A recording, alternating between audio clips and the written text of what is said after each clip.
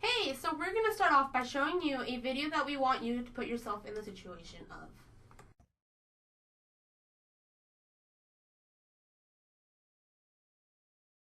So, we have 3 predictions of what your reactions would be. 1, you look at the person who fell and keep walking. 2, you look at the person who fell and laugh. Or 3, you help the person who fell. Alright, so in our EVT experiment, the design consisted of a member of our group walking to the store with their hands full of items. The group member falls to the ground in front of a bunch of people in the store.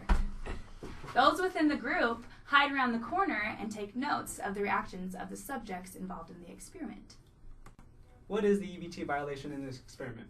The EVT violation here relates to an embarrassing moment or being caught off guard in a public setting. We use the predictions we mentioned earlier in the video to put together our hypotheses. So our first hypothesis is that when the expectancy violation occurs in a public setting, the expected reaction is a negative attraction.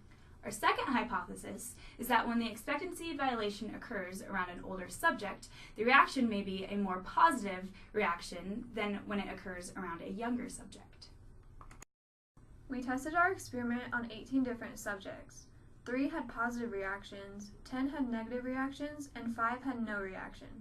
A positive reaction example is when a group of women at Kohl's tried to save face, joke it around, and try to help Adam up as quickly as they could.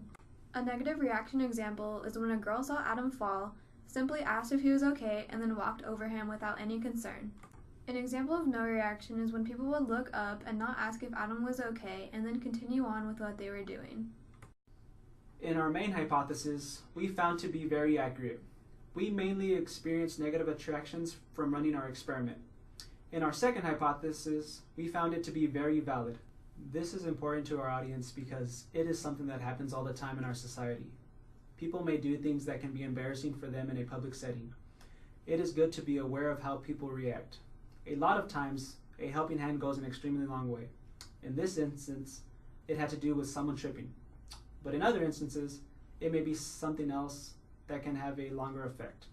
Also, it is important to know how people behave in these types of situations because it tells a lot about our society and how sympathy is projected, especially in the world we live in and we are growing up in today.